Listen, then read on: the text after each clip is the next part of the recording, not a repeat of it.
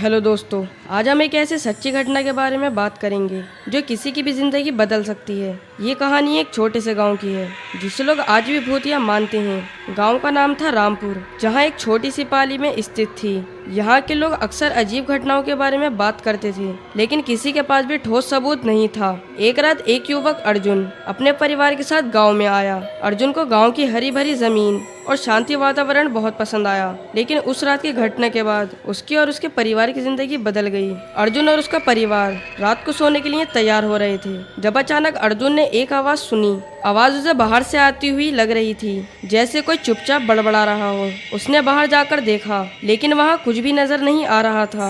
अर्जुन ने सोचा कि शायद उसके कानों को धोखा हो रहा है और वह वापस अंदर आ गया। रात के 12 बजे के करीब अर्जुन को फिर से वही आवाज सुनाई दी। इस बार आवाज तेज थी और जैसे ही वह कमरे के पास आया, आवाजें और भी डरावनी हो गईं। अर्जुन ने हिम्मत जुटाकर अपने परिवार को जगाया और उन्हें बताया कि बाहर से कुछ अजीब आवाजें सुनाई दे रही हैं, लेकिन परिवार ने उसकी बातों पर ध्यान नहीं दिया और वापस सो गए। अर्जुन ने खुद बाहर जाने का फैसला किया। जैसे ही वह बाहर गया, उसने देखा कि गांव की पुरानी हवेली के पास एक लाल रंग की लाइट चमक रही थी। उसने सोचा कि शायद गांव के किसी व्यक्ति के द्वारा लगाई हुई लाइट है, लेकिन जैसे ही वह लाइट के करीब पहुंचा, अचानक एक ठंडी हवा का झोंका आया और लाइट बुझ गई। अर्जुन के दिल की धड़कनें तेज हो गईं। उसने देखा कि हवेली के अंदर कुछ हरकत हो रही थी। वह धीरे धीरे हवेली के दरवाजे की ओर बढ़ा, लेकिन दरवाजा खुद ब खुद खुल गया। हवेली के अंदर जाने पर उसने देखा कि वहाँ चीजें इधर उधर पड़ी हुई थीं। फटे हुए कपड़े और टूटे हुए फर्नीचर थे।